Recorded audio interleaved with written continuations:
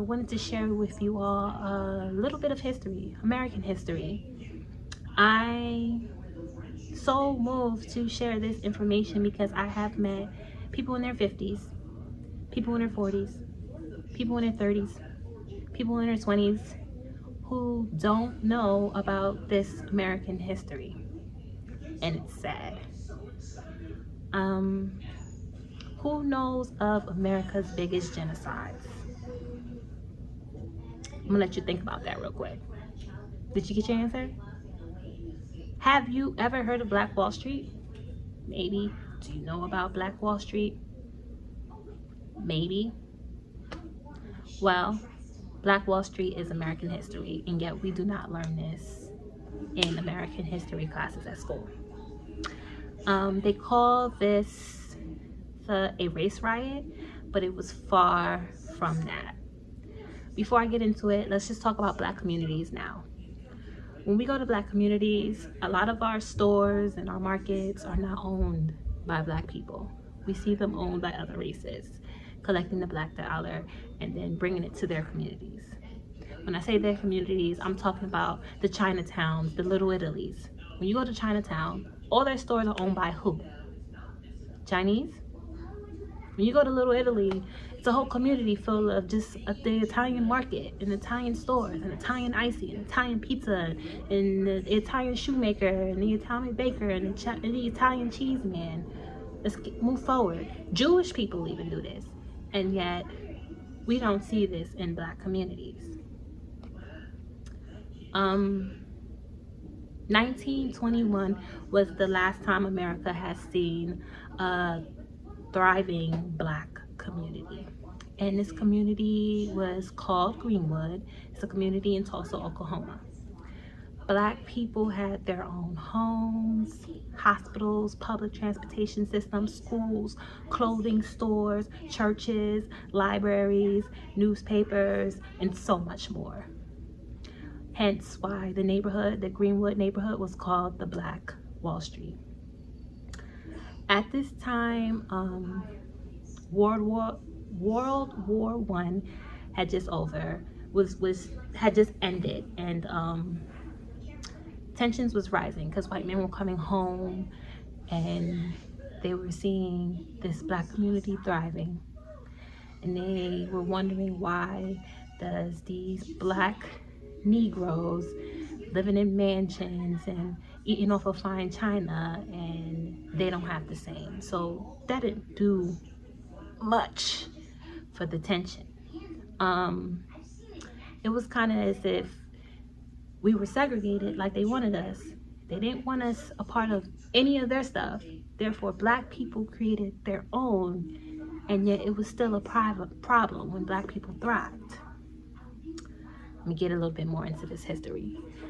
May 30th, 1921, a Black teenager named Dick Rowland entered into an elevator operated by a white woman named Sarah Page.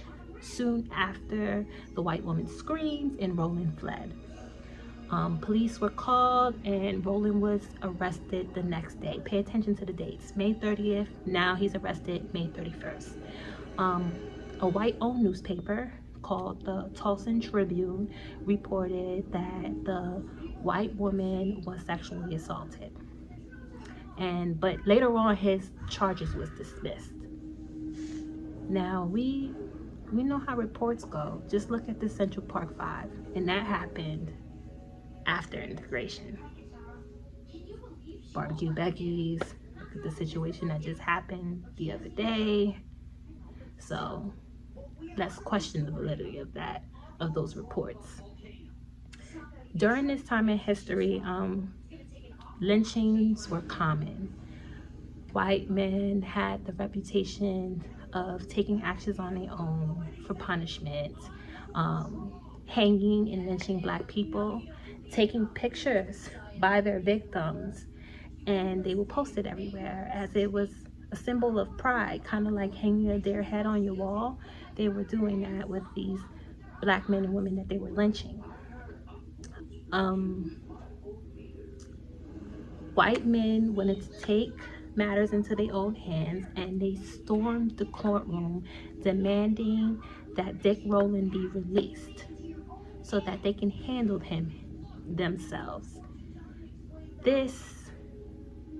Back then this was okay. Just a year later, in Tulsa, they had removed a black man who was accused of killing a white taxi driver from his jail cell at the courthouse and lynched him, and police did nothing to stop the white mob. So the fact that they came in looking for Dick Rowland, it was expected. It was the norm. At the time, it's hard with research, 25 to 75 black men came armed. Some were World War I vets to protect Dick Rowland. This was just bad for the tension. June 1st, mind you, Dick Rowland was in the elevator May 30th. He was arrested May 31st, and then June 1st happened, right? Thousands of white Tulsans came, some who were police officers, some who were given weapons by city officials, and stormed the Greenwood district. They looted and they burned down homes and businesses. According to the Red Cross, be mindful of the people delivering this information. 1,200 homes were burned, 215 were looted but not torched.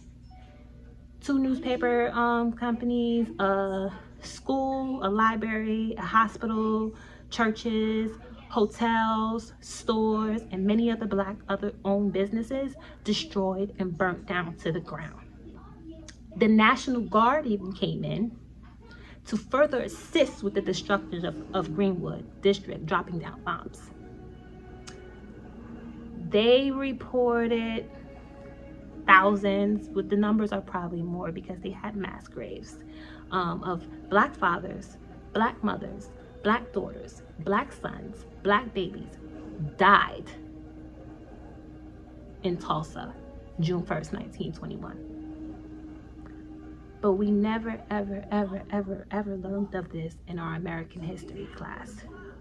One of the biggest American genocides on American soil was not taught to us in history class. Why? This is not black history. This is American history. What else has been hidden from us? This is a country that celebrates federally Christopher Columbus, a murderer and rapist. I like to call, mind you, integration happened a little over 50 years ago. So this is early still. This is still new. I like to call my generation and the generation before me the program stage. The program generation.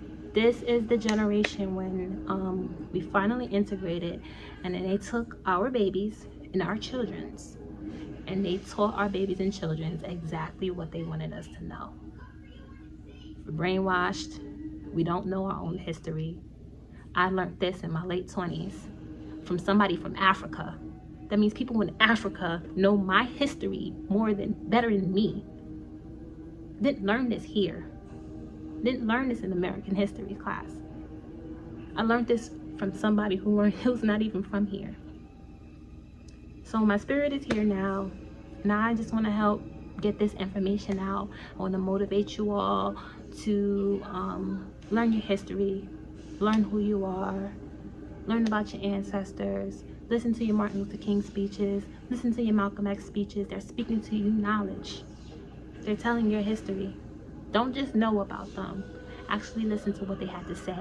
I love you all. Thank you for listening. Have a good day.